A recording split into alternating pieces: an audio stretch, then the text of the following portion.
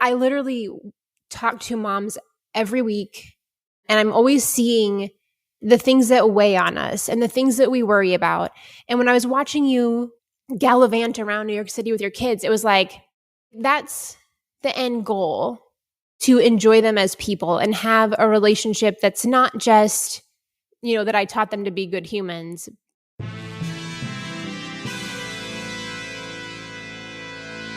Thomas Edison, Richard Branson, John F. Kennedy, Mozart, Michael Jordan, Will Smith. That sounds like a list of highly successful titans in a variety of vocations. Why is it that we rarely hear that they have or had ADHD? And you know what we hear even less about? Serena Williams, Emma Watson, Mel Robbins, Whoopi Goldberg, Agatha Christie, Erin Brockovich, Cher. Yeah, the successful women navigating ADHD. And that's exactly why I started this podcast, ADHD for Smartass Women. I'm your host, Tracy Otsuka. I'm a lawyer, not a doctor, a lifelong student, now a coach. I'm also the creator of Your ADHD Brain is A-OK, a system that helps people like you figure out what they should do with their life. And we're here today to talk ADHD, your strengths, your symptoms, your workarounds, and how you proudly stand out instead of trying to fit in. I credit my ADHD for some of my greatest gifts. And you know what? I spy a happier life for you too. So without further ado, a shiny new episode is starting now. Hello, I am your host, Tracy Otsuka. Thank you so much for joining me here for episode number 151 of ADHD for Smartass Women. Please subscribe to this podcast, ADHD for Smartass Women, and our newsletter over at tracyotsuka.com. My purpose is always to show you who you are and then inspire you to be it. In the thousands of ADHD women that I have had the privilege of meeting, I've never met a one that wasn't truly brilliant at something, not one. And that includes our next guest who approached me with an interesting podcast idea. How about a mom-focused episode with a balance of perspectives? My guest has two very small children, and so she's in the thick of it, and she wanted to talk about when you're looking back and your kids are out of the house, what really mattered. Turns out, as you all know, I have a daughter who just turned 23, who's working as a paralegal in New York City, and she plans on going to law school in 2023. And I have a son with ADHD and dyslexia who's 19 and in his second year in college studying economics, who is also in New York City.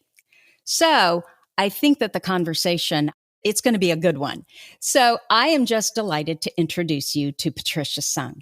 Patricia helps moms with ADHD get their crap together. Her words, not mine. One step at a time and feel confident running their family life. I use that word all the time though, Patricia. After years of serial entrepreneurship and teaching middle school, she has a uniquely practical perspective on strategies for building a life that works when your brain is different. Her top-ranked podcast, Motherhood and ADHD, is a lighthouse for mamas who have ADHD, reminding us that we are never alone in our struggles.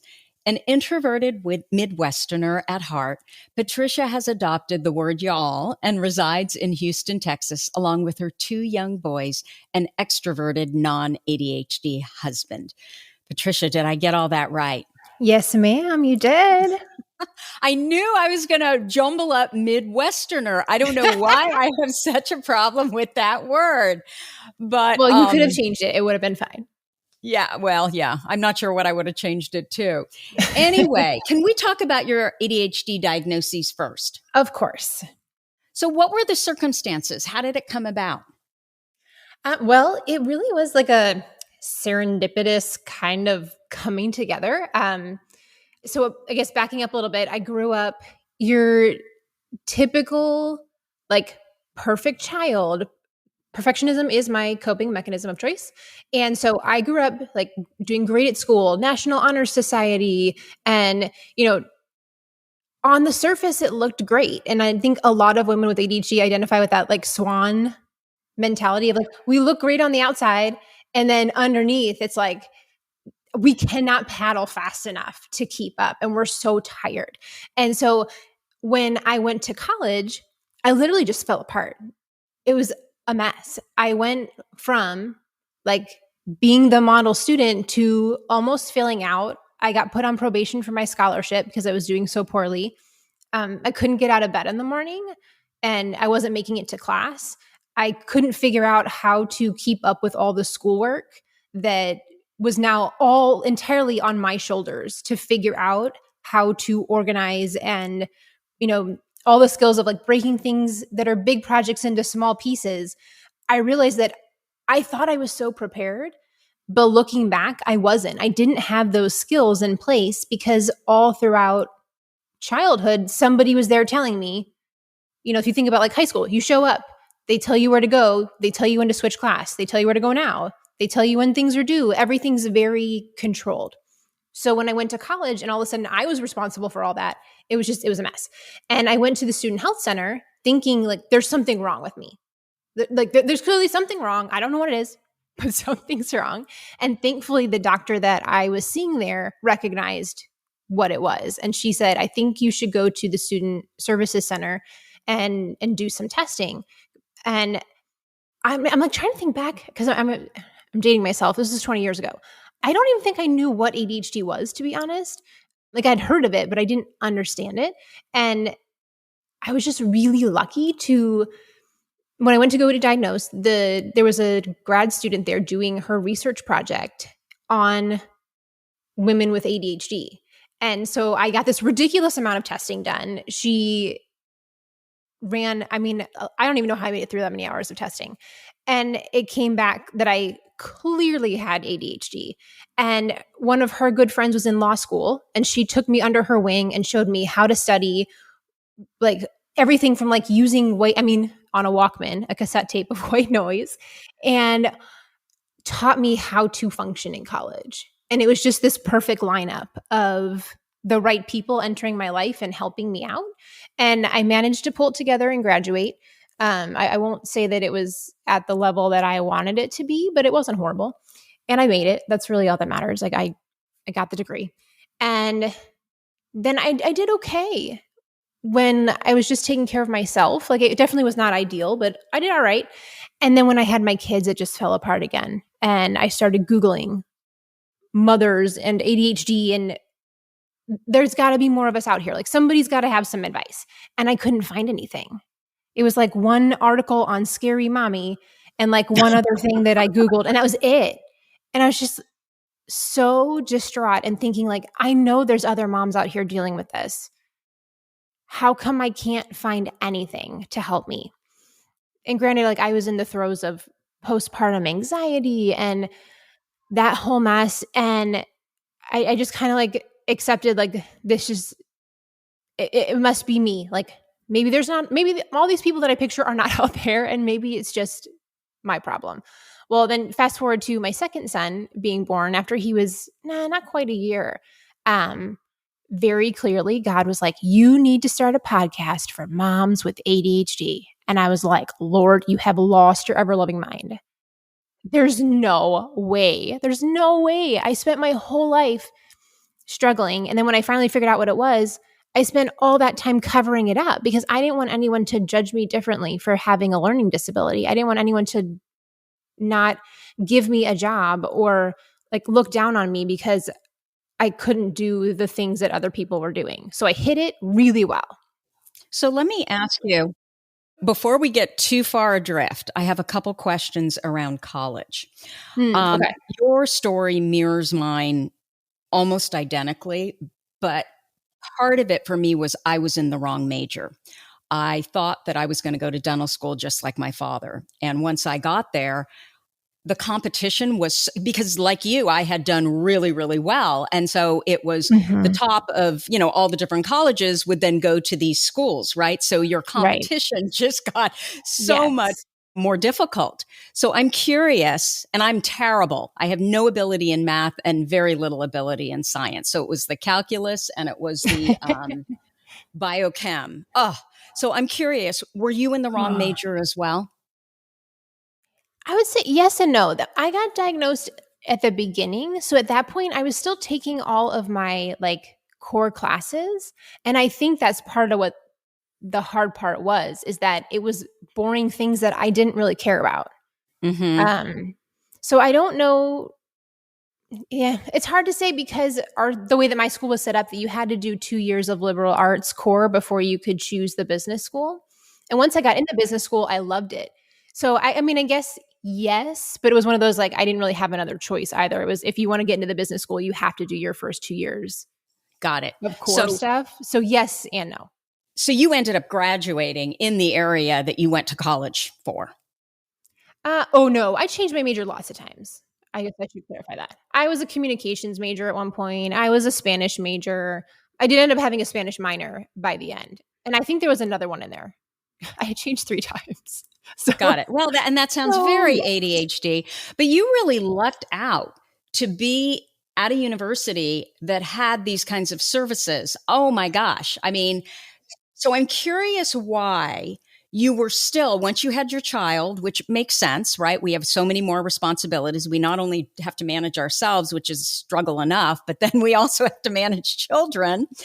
But you said that you were still struggling with the shame. So when you were working with the counselor or therapist at the university or psychologist, I'm not sure who it was there any conversation around the strengths of ADHD, or was it pretty much just these are all the things that we struggle with and this is how you make it better? I mean, honestly, there wasn't that part of it. Once I went through the testing and I got my diagnosis, and I mean, it was a very similar situation to a lot of women where it's like, here's your diagnosis, here's your medicine, good luck.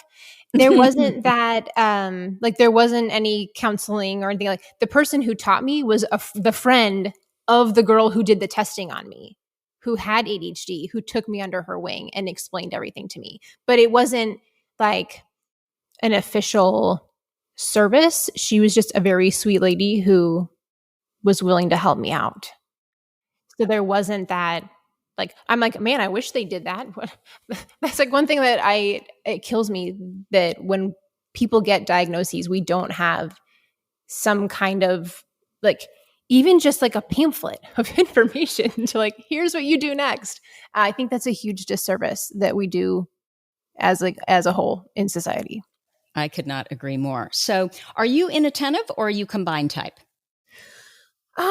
Technically I'm inattentive, but I always say that I'm hyperactive in my mind and I'm very fidgety, very fidgety.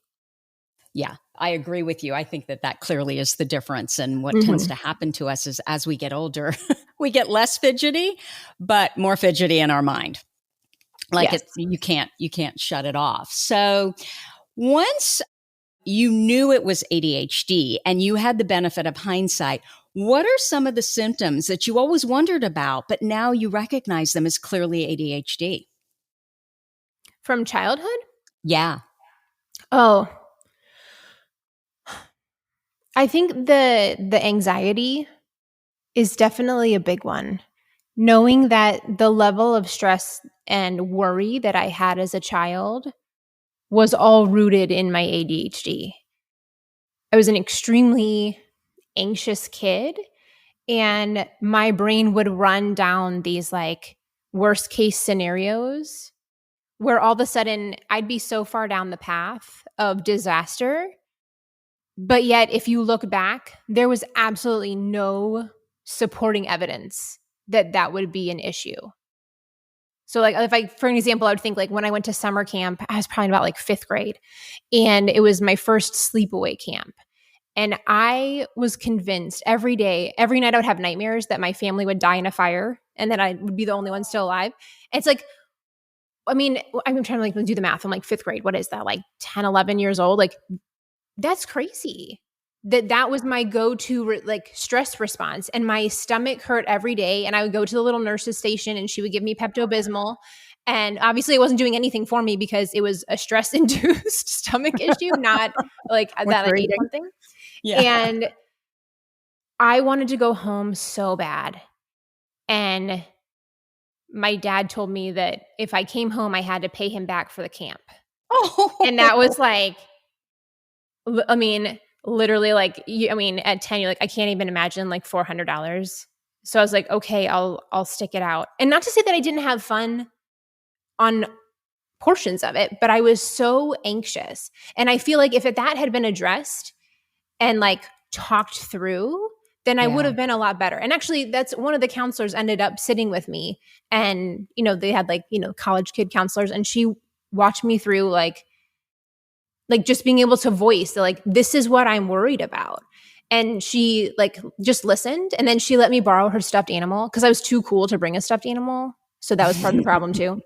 And that's what made the difference, is someone else coming in and saying like, okay, I'm going to listen to you. And then I'm going to help you see that like, this is not pretty, that's not very likely. I mean, not to say that you can't be scared, but like, Right. like, let's bring us back to where we started. And is there any supporting evidence for that being an issue? Probably not. It's like that. I just feel like that anxiety thing would be the biggest one that I wish I had understood as a kid, because now I look back and I'm like, oh man, that was just such a crippling piece of my childhood. Oh. So, can I ask you, you were diagnosed in college. Did you then kind of forget about your ADHD until you had your first son? Actually, that's a good way to put it. Well, it happens all the time. I mean, some people are diagnosed 3 times. We go through life and we forget that, oh, yeah, there was this thing, ADHD. Yeah, I think that it's easy once you figured out the coping mechanisms that work for you, then it's easy to just keep on trekking down that path and not addressing the root issue. And then you get far enough along, and you're like,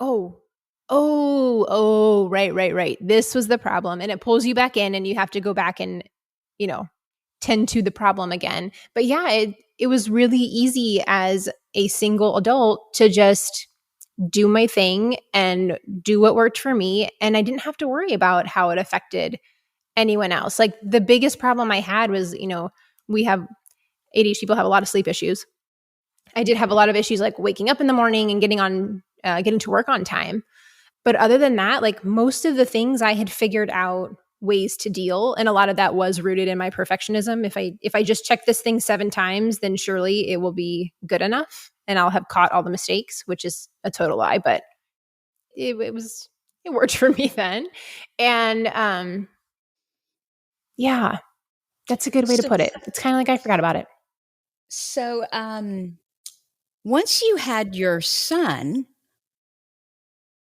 what changed? Like, what were the responsibilities or things that just kind of sent you over the edge? Oh, Tracy, I don't know if this podcast is long enough. Was anxiety part of it? It was a huge issue for me. I had a lot of postpartum anxiety, which at the time I was not aware of. I knew about postpartum depression, but postpartum anxiety I was not familiar with ahead of time. And again, I'm really thankful that I had a friend who was pregnant slightly before me, who was willing to share her postpartum depression. And so at least I knew to keep an eye out for that. But I didn't realize that's what it was until a little bit further in. It's almost like I feel like if I had postpartum depression, I would have noticed like, oh, right, that's what Jenny told me about. But if it had been because it was the anxiety and it was presenting so differently, it took me a while to realize how much I was struggling. I didn't even know that there's such a thing as postpartum anxiety. I mean, we know that ADHD women struggle more with postpartum depression, but there is something called postpartum anxiety. Yeah. So, I mean, basically, it's very similar in postpartum depression, where it's linked to that postpartum phase.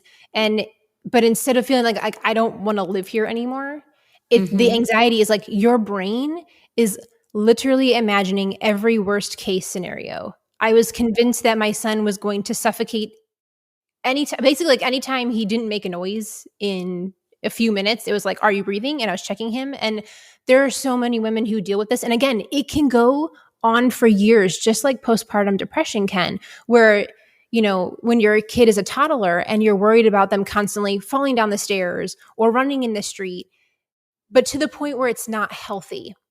We do want to have that level of safety consciousness, I guess, that keeps our kids safe. But when it's running in high gear and occupying so much of your mind that you're not able to function on a daily basis, then that's a problem. And that makes perfect sense. It could last for years. It could last probably forever because you're strengthening those neural pathways, right? You're building them. Exactly. And pretty soon that's your life. Wow. I had not heard that. I'm really appreciative that you brought that up. So, Patricia, your kids are firmly ensconced in the nest. In fact, as far as I'm concerned, they basically just got there.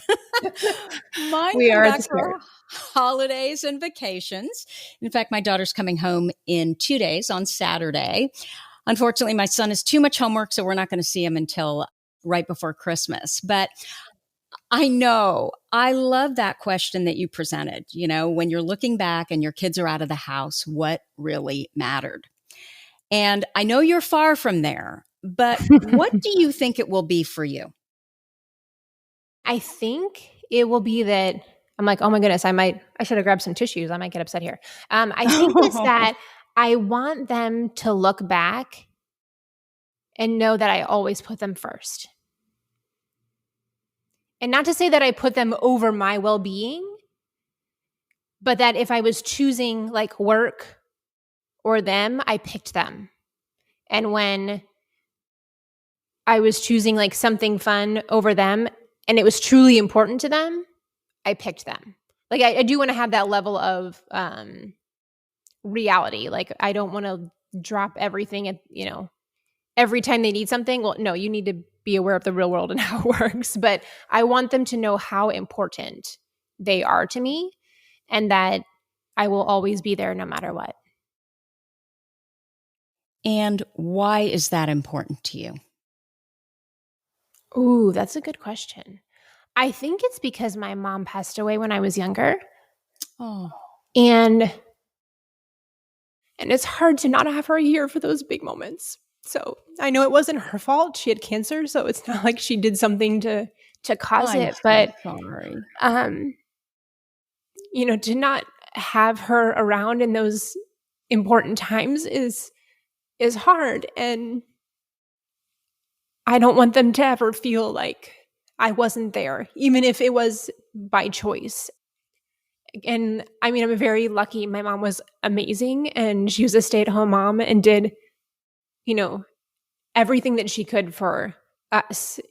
And I want them to have that same like fondness to look back and know that I was there. That's a lot of pressure, Patricia. And I can feel it. Yeah. And I can understand why. Wow. I'm not even sure where to go. I was like, okay, this was not the conversation I thought I was volunteering for here.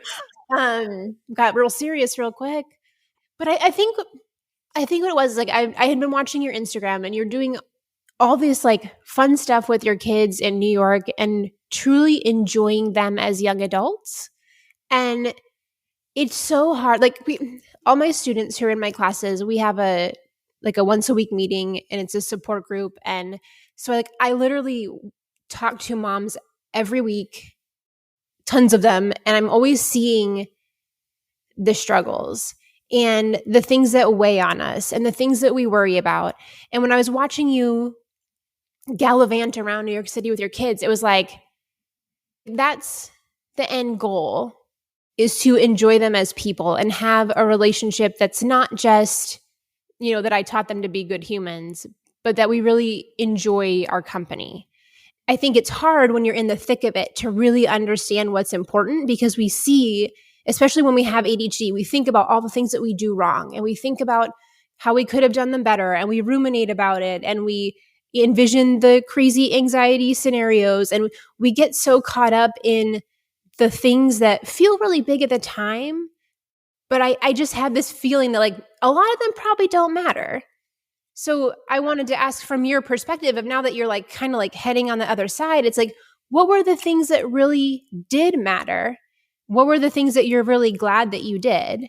And what are the things that you're like, nah, I really shouldn't have worried about that? So first, I want to acknowledge you and the fact that, so I want to tell you a story. When I was in, I think it was third grade, I remember I've always had anxiety around, oh my God, what if something happens to my mom? And it's since transferred to, oh my gosh, what if something happens to my husband? And he's had so many close scares, but he's like a cat with 9 lives. It always ends up being absolutely nothing. But I've been in the ICU more times than I care to admit. One time when my kids were like 7 and 3. And, he was basically given last rites and all that. But then he came out and he's totally fine. He got sepsis, which is just horrifying. And it's since translated then, from my husband then to my kids, right? Always worried that, oh my gosh, what if I don't hear from them, as I expect that I'm going to hear from them and I don't, oh my God, they're in a river somewhere. They're in New York City. Where the hell? So there's a very big river there. So I see where you go with that. I know. The Hudson, right? I've always had this anxiety about losing my parents. And so I'm going to go back to my story in true ADHD fashion. When I was in third grade, I remember one day being so worried that something was going to happen to her that I went to the nurse's office and I said, I am really sick. I need to go home. And I remember she picked me up and we went out for lunch, and I just needed to know that she was okay.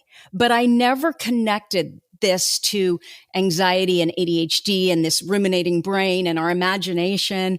And so my point was simply that I can understand how anxiety would be so big when you've lost a parent. And then you have children, right? And so you're worried about yourself, that they don't lose a parent. You're worried that you're going to lose that because it's been real, right? It's not just something you made up in your mind. No, this was real life. So I just take my hat off to you in how you are able to manage that, because I never even had that experience and I struggle with that. So I just wanted to say that. Okay. So going back to New York, traipsing around New York, I agree with you. I mean, I have never cared about the stuff. We have never given our kids a lot of stuff. It has always been about the experiences. Now, the difference between you and me is parenting, and please don't leave this podcast when I say this, but I'm going to tell you why I believe why I feel the way I feel. Parenting was the easiest thing I've ever done. I loved every minute of it, even the hard parts. And, I can look back now at, for example, what Marcus went through, and there were some pretty crappy parts. But when I was in it, I didn't quite realize it because there was such a challenge there. I think that parenting was easy for me because I did what I enjoyed doing. And I did my best to stay away from what I didn't enjoy doing. So, for example, I am not a sandbox mom. You are never going to catch me in the middle of a sandbox making sand castles or whatever you do in a sandbox. I may be, standing out on the outside, looking at my phone, responding to, students or clients or whatever. I may be talking with other parents, at the side of the sandbox, but I am not a sandbox mom. I don't beat myself up about that. I'm also not the mom who's going to have dinner on the table every night. I friggin' forget. I forget to eat myself. And so if it weren't for my husband, constantly being in there saying, okay, we need to start dinner. Great. You go start it. There would be a problem. Like, I have never felt guilt around the things that I suck at. And trust me, there are many things that I suck at. I knew I would not be good as a full-time mom, right? I just knew that because of the way my brain works, I couldn't do that. But in the same vein, I also couldn't be in an office working full-time, right? And I feel like I was privileged to be able to have the vision that this is what I need. And I was able to build that life for myself. And so that's what worked. And when I screwed up, like, I mean, I have literally left kids at school, like totally forgot I even had kids. Forgot turning in paperwork. You know, even though Rich, my husband, is usually the person who did all that, the paperwork for the school.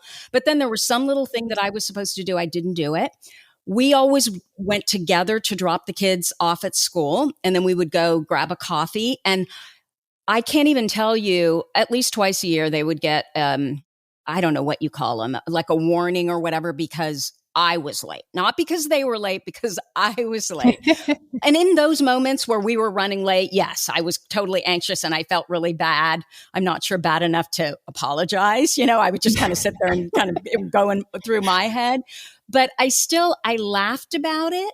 And I didn't even know I had ADHD until my son was in 7th grade. So we went through a lot of years where I did ask, well, why am I like that? You know, but I never compared myself to the parent, specifically the moms, because we tend to do that, right? Yeah. I never compared myself to the parent who always had everything all buttoned up and, you know, was on time for everything. And, you know, there were things that were important to me, like nobody throws a better child's birthday party than I do. And so I know that there were moms who would kind of roll their eyes and they would make comments, but this is the deal. I'm creative. And I really loved doing that because, again, that was an experience for my kids. It wasn't about the stuff.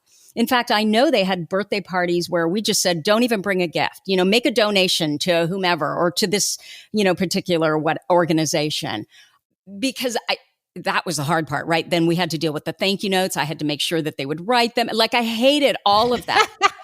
Yes. But the party, oh my God, to plan that and, you know, put that all on, like, I don't enjoy, you know, I used to entertain a lot, but it was always around the kids. And it took me a while to figure out, why don't I still love to entertain the way I used to? Well, because it was about the kids and you could do these really fun, creative things, right? Which you kind of can't do with adults. I remember my daughter had a friend who, it was her best friend, and the girls they were like in 7th grade, and they got in a food fight with a bunch of the boys. So their school was really, or their class was really top heavy. They had a ton of boys, and I think it was like 30 boys in the class. It was a Catholic school, 30 boys in the class, and I think 10 girls. And the girls were the ones who I guess instigated the food fight, or they were blamed for it, which could have been. And so a good percentage of the class got detentions. And I remember her best friend's mom was just appalled. She was so embarrassed. What would the teachers think? What would the principals think? What would the other parents think? And I remember just thinking, good on you girls. You know, you're mucking it up. Who cares? You know, and it wasn't a big gross food fight where there was food all over the place. We're talking about some pretzels and, you know, cookies. And I'm just like, go make them pick it up. Why are we giving kids detention over this? This is actually kind of funny. So I think that it's about caring about what really ultimately matters. And whether or not my kids have, you know, the best grades, or they're being difficult on a particular day, or I'm getting a message from my son's high school that he's in the principal's office. He's sick because was smoking weed. You know, I just never let those kinds of things wig me out, because in the scheme of things, I always think, so in the worst situations, I think, am I going to laugh about this in 10 years? And I can't believe I just admitted the weed thing, because I've been kind of quiet about it, but my son talks about it all the time. And I remember thinking, in 10 years, maybe even 5 years, we're going to laugh about this, right? And I know now what happened. You know, we pulled him off medication really quickly, stimulant medication. It was not working. His brain was then not making his own dopamine. He pitched down into a depression and into anxiety. And so he was basically self-medicating. Yeah, and hanging around with the wrong crowd.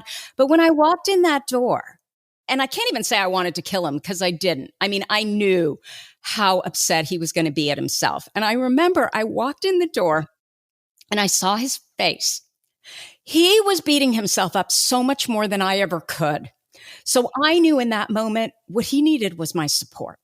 He needed me to tell him and to know that it was all going to be okay.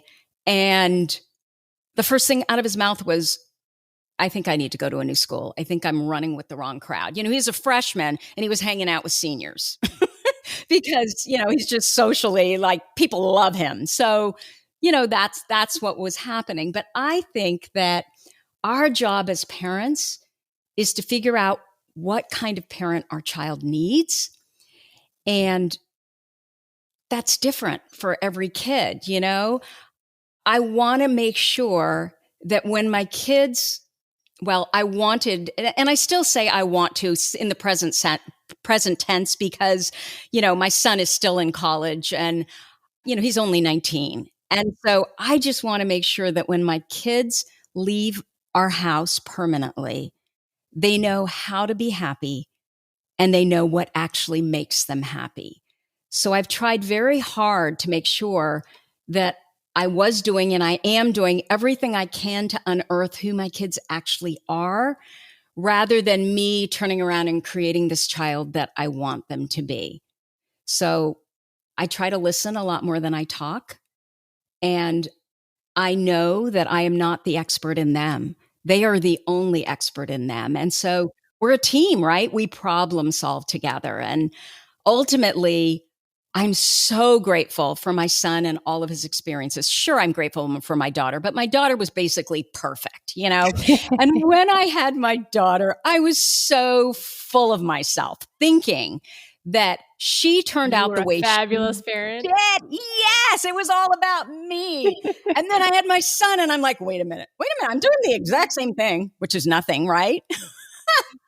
They come out the way they come out. And so my son has been my greatest teacher, because it really made me realize that how little I had to do with how my kids turn out. And so I just need to make sure that my kids know what they need, right, to be happy, what they need to, like, the skills on how to be happy, because we all feel down at times, right?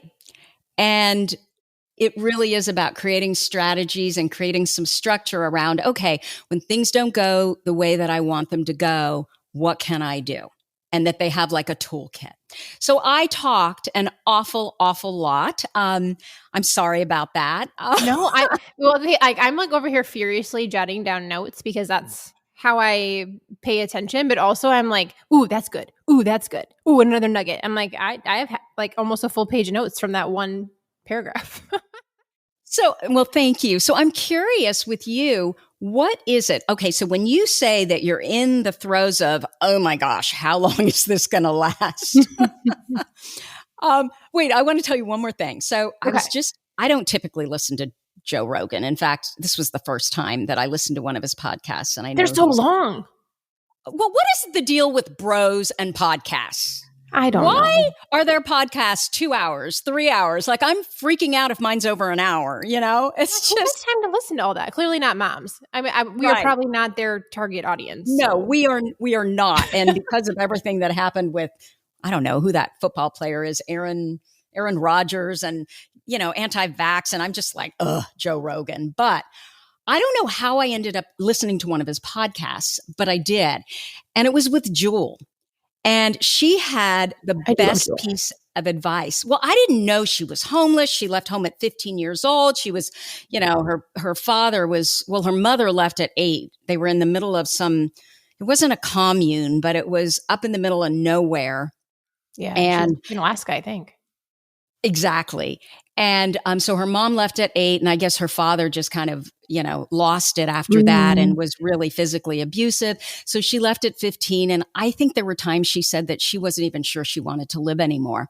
And so what she started to do is she started to go to the ocean, and she would sit there and she would watch the tide go out, and then she would come back and she'd watch the tide go in. And I've never done that, but I guess it takes a long time. A long time. Yeah. And she said, nature taught me so much when I was only 15 and I was homeless and I didn't know what to do next. And I was stealing, and I had all these mental health issues, and I was so worried that it was all about nurture, and I wasn't going to be able to break out of this, and I was going to have the same problems. And she said, nature taught me that there are seasons, and everything that happens, the tide goes out, the tide comes back in. And so I just thought about that with kids, right? So there are times that, yeah, like I think about my son's high school years, freshman year to junior year, and they were really difficult. And I was honestly like, is this boy ever going to be happy? And I didn't really understand what he needed, but I knew enough to go out and fight for what I thought at the time it was. Ultimately, what it turned out was that he not only had ADHD, but there was dyslexia. And that was really what was leading it. And it made me think about what you just said about, parenting and how we have these times where we're just like, oh my God, I'm going to kill him. Why did I do this? Yes. But there's seasons, right? And then on the other side, you're probably thinking, oh my God, it's going by so fast. Everybody tells me it goes by so fast. Yes. Well, and I think it's hard with ADHD because we live so much in the now and we don't have a good time perception that, like, we were just talking about this in our support group yesterday, is like the season you're in right now feels like the season forever. It doesn't feel like a season per se. It just feels like right now. And when you can't figure out how to fix it or make it better, that it feels like you're going to be in this spot always. And I think that's one of the hardest parts of our lack of time perception, is that when things are bad, it feels like they're going to be bad forever. And it's hard to see that it's a season and that in 6 months you can laugh about, that your kid went through the biting phase or the hitting phase or the peeing on everything phase. But at the time, it's just like, what do I do? My kid's biting everybody. What do I do? Which is a lot as a parent when you're in the middle of that. You feel like you're in the middle and you're just like, I'm failing at everything. Whenever I see a parent with a child out in public and the kid is just breaking down and screaming at the top of their lungs, and, there are other adults around rolling their eyes, those people just like, you're the one with the character flaw. Just get out of here. Remember what kids are like? Yeah, exactly. And, just being such jerks. I always go up to the parent and I say, you don't believe me right now, but there is going to come a time where you are going to miss this. Because we do. I'm telling you, when people tell you to enjoy the time because it goes by way too fast, believe them. I don't even know where 20 years went. I have not a clue. So I wonder, so what do you do in those instances then where you're in the middle of it, your kid is biting people? What do you do? Like, how do you deal with that? I mean, for me right now, it's leaning on other moms and getting that outside perspective. Like, I feel like this is going to be a conversation. I'm like, oh, go rewind and play that again. Is just to remind yourself of the truth, and having someone who's been through it and has gone down the path can say it with fact. Whereas when you're telling yourself, like, okay, well, we're going to get through this. It's not going to be forever. It's almost like you're trying to convince yourself. But when you surround yourself with other supportive women, they can tell you by fact, this is a stage. It will be over soon. You can do it. You're all right. Like, even if you can't figure out how to solve it, eventually they'll stop doing it. Absolutely. I don't know about you, but I don't know many adults who go around biting people. I mean, I'm sure there's somebody, but but that will not be your son. I promise you that. Well, I would say, actually, thankfully, we didn't go through the biting phase. I was another mom. I was talking about that, but we're in the. I would say I am curious because something you said about when you were saying you walked in and you saw Marcus's face and he was beating himself up more than you could have. Like, that is my son, my older one. Like, he's a tiny me. He looks like his dad and his personality is all me. And I'm like, I don't even know how sometimes to like coach myself through that, because I beat myself up more than anyone else could criticize me. It's like, how do you know? Like, how do you know what the right words are to say to him in that moment to like help him like scoop himself up and like move forward and stop that beating of oneself? Okay, the first thing that comes to my mind is, Dr. Ross Green, kids do well if they can. Mm-hmm. And if they're not doing well, they don't have the skills. And so I think of mindfulness, which I'm sure you've probably worked with him on, where he can separate his thoughts from what is actually going on in the real world. Does he do any of that? Really questioning, okay, those are my thoughts. Is that really true? How bad is it? How Okay, old yeah, is that's a he, good one. first of all? He's in How first old? grade. He's In first 6. grade.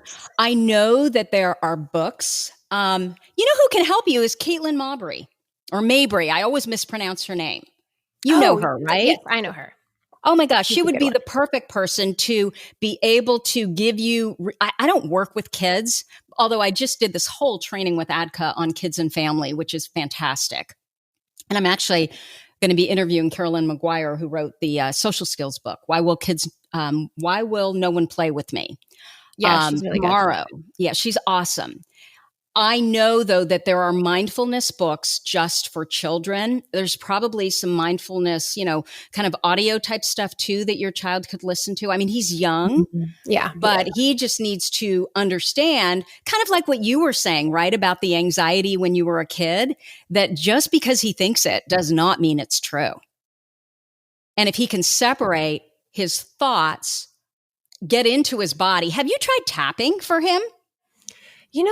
I never remember it. That's one of those ADHD things of like, I had a really awesome guest. I don't know if you've heard of Kate.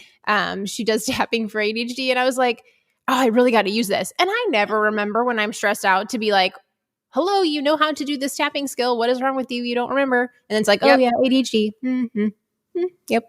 He That's true. just That's needs a good his one. own little toolkit. And this is the thing. You can introduce him to all kinds of things and none of them can stick, right? And then he'll go find his own thing. But the fact that and I know, Patricia, because there would be things that I'd bring to my son. I'm still trying to get him to tap, okay? My daughter does it all the time. She's like, it is the most amazing thing. I try to give it to my son and he's just like rolling his eyes. Mom, this is BS. Mom, I'm like, look, here's all the science. Here's the 200 studies. Harvard uses it. Kaiser uses it. The VA uses it, for PTSD. He's like, nah. So and I think that a lot of our kids are like that, right? Where if they don't come up with it, and for good reason, because what works for you won't necessarily work for him. But you can come up with all these things that he can then decide what's going to be on his tool, in his toolkit. But he needs a plan, I think, when he feels like that. It's an icky feeling in his body. I suspect he doesn't want to feel like that. And these are some resources where he's the one who has control. I love that idea of the toolkit. Is that I think like a lot of times as moms, we feel like we have to find the solution. Yeah. We need like the key thing that is going to fix this. And if we let go of that expectation of ourselves to find like the magical unicorn that's going to solve this problem and instead introduce our kids to a toolkit where they can choose, like, I've given you 10 solutions, hopefully one of them works, because kids always have more buy-in when they pick. Right. That is a lot less stress from a mom perspective, that I don't have to have all the answers, but if I give you a bunch of options, hopefully something sticks. Well, and this is the deal. You're not the expert on him, unfortunately. And I think as parents, we sometimes think we are. We think we are. But the reality of it is, just because this is the greatest thing that you've ever discovered, like, he just won't buy into it. So it's really about, I think, teaching our kids this resilience, that because they have it anyway if they're ADHD. And I think, is it your older son that's ADHD? We haven't gone down the formal diagnosis path on either, because they're 4 and 6, but I suspect both of them too. Okay. So He's going to want to find his own solutions. And it's funny, so when my son was here, my son can be very obstinate. And I say that in the most loving way. Marcus knows Marcus, and you don't tell Marcus what to do. So it could have been a big problem. I mean, these are the kids, right? Oppositionally defiant, and he's not, but we create these kind of kids if we're constantly pushing them and telling them what to do and telling them they're wrong. And so I just instinctively knew that is not what you do with Marcus, right? But I would constantly be filtering these things, right? And he would be kind of hand up, whatever, rolling his eyes. Now, what happened when he went to college, though, was fascinating. He would constantly be calling me, which was not what he typically did. well, he didn't have to do it, right? But he wouldn't be consulting me. It would be me going to him when he lived here. But the minute he went to college, all of those little seeds that I planted, and my husband too, he's wonderful. All of those little seeds, they would come out and he would say things like, oh, well, I tried this, or I discovered that he found some Buddhist podcast and he was constantly like, that was his sort of mindfulness, right? That fit with him. And so he was constantly listening to those and he was learning about thought work. And I really thought he would never be interested in any of that. And then he would say things like, Mom, I am glad about every single experience that I had, no matter how difficult it was, because I have resilience. None of my friends are as resilient as I am. I don't give up. I keep going, and that is going to serve me in the real world. And then he would say things like, remember when you said this? Well, I agree with you. Or he would bring up things that I had presented and it was something now that he was considering or he was using. So don't worry or don't look at, oh my God, every time I suggest something, I don't get a buy off at all. And they think that because I'm the mom, no matter what I say, they're not going to listen to. That is not true. If you don't shove it down their throat, right, but you just keep presenting it, they're like little sponges. They will totally pick it up. Yeah. And I honestly think that for these kinds of kids that struggle with anxiety, and I will tell you, Marcus does, the mindfulness piece is huge. The fact that they can learn how to control their own thoughts. There is a new book that just came out that I think is excellent by, I'm so bad with pronunciations, Tamara Rosier. It's called Your Brain's Not Broken. And she has a chapter on there about anxiety, but it's called something about monsters. And she tells this story of she had this little kid who came into her practice and she was really anxious at night. And so Tamara, the mom was in earshot, but she was talking to the child and she said, oh, I know how to solve that problem. I have monster problem too. Monster spray. And, the mother's like, kind of overhears her and says, oh, well, I have peppermint oil. And, the mom was really quick and she said, okay, so it's 12 drops of peppermint oil in a spray bottle of water. 8-ounce spray bottle of water. Okay. And she looks at the child and she says, now you are going to use this monster spray every single night before you go to bed. And you have little brothers. I bet you they have a monster problem too. So why don't you go in there and you spray their room too, so they don't have a monster problem? That child the next day woke up and it was like, I had no monster problem last night because she felt she had the control, right? She was in action doing something about it. And I just love that story because as adults, we need our own monster spray. And for little kids, we need to teach them how to make it, whatever it is, whatever the monster is and whatever the spray is. No, I love that. I think that's a great analogy of that. When you know what your problem is and you've identified it, how do you make that monster spray? And it's okay if it's a placebo effect monster spray, but the fact that you're doing something about it, that you made a choice. A lot of times with, when we have ADHD, we just kind of sit in this like spiral of indecision because we're not sure what the right answer is. And that's almost more harmful to us than just picking something and being wrong. So, and we're naming it, right? Mm-hmm. We're naming it. We're acknowledging it. Yeah, I've got a monster problem. And as I'm reading that chapter of the book, I'm like, oh my gosh, I'm how old? And I just figured out I have a monster problem. But it's the naming it that kind of, makes it dissipate. So I have 2 more questions for you before I let you go. What are the ADHD traits? I ask them of everyone pretty much. What are the ADHD traits that you feel are responsible for your success? Definitely persistence. That I think that it's a very overlooked ADHD trait, but we are some of the most persistent people out there because we get back up and we dust ourselves off and we keep going even when it feels impossible. And we think like there's no way I'm going to fix this problem. There's no way I can get through this. But yet we do. We stand back up and we keep going. And that persistence is better than consistency. It's better than like positive thinking. You'll get there eventually because you kept trying. So for me, that is a huge one. And the other one that I really appreciate in myself is the out of the box problem solving, is that I can see things that people don't. And for most of my life, I kept them to myself because I thought I didn't have the confidence to say them because they were so out there that I thought I would be judged for being like more weird than I was already being judged for. So, I didn't have a lot of self-confidence growing up. But like once I started speaking up and saying it, it's like, I see things people don't. I can fix problems that other people think there's no way to fix.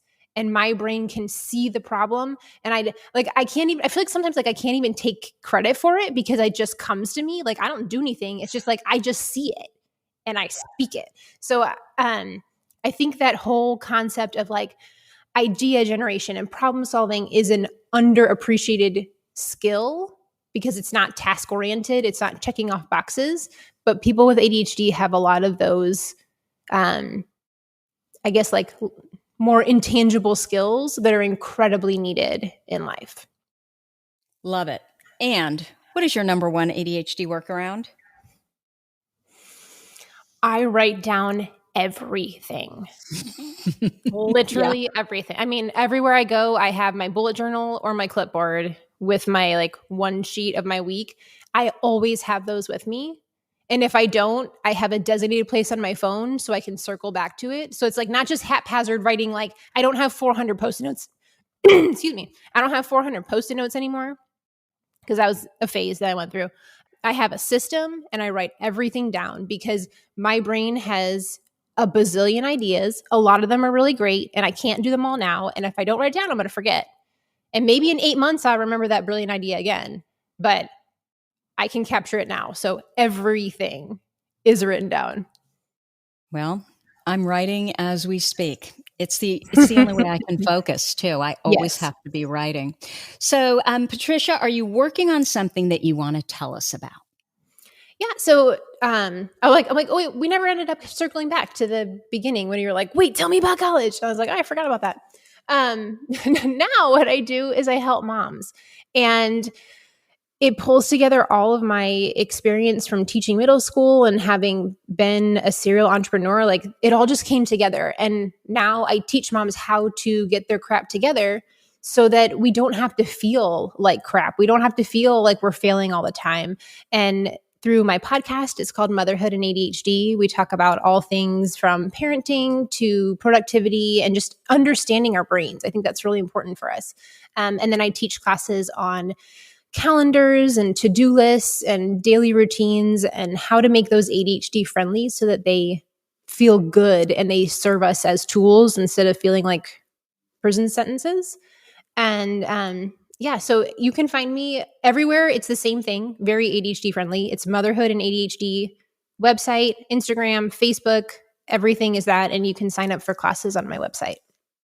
Wonderful. And this will be all in the show notes. So before I let you go, any last thoughts, Patricia? I want to say thank you. Thank you for sharing with me. I think that is how we connect with people, and that's how we don't feel alone, is like being willing to talk about what we're struggling with. And I just appreciate you indulging me when I was like, I need mom advice and someone who's been through it and can give me the perspective that it'll all be okay. Our kids won't be ruined by our ADHD. It'll all work out. And okay, I need to respond to that. I know I'm supposed to let you go, but I think the best moms in the world are ADHD. We are so creative. We're fun. As long as we can, reduce all those negative thoughts about all the stuff that we should be doing that other people are doing, really focus on the fun. the creativity and just loving on our kids, it's all going to be great. All the other stuff is little stuff, Patricia. I think there's a book called that. Oh, really? Don't sweat the small stuff, and it's all small stuff. Yeah. Yes, exactly. That's for adults though, right? Oh, well, yeah. But it's just, I think it's hard with ADHD is that we get stuck on something and we beat ourselves up, and it is hard to step out of that shame spiral. But when we do, there's just so much freedom. And I've definitely been in this like bit of a shame spiral with making the right choice in choosing to work on my business and not be a stay-at-home mom. And it's been really hard to decide. And I know it's the right choice, but it's hard to learn like where the balance is in working and taking care of your kids and all that. So I wish I had better words to say thank you. I really appreciate your advice.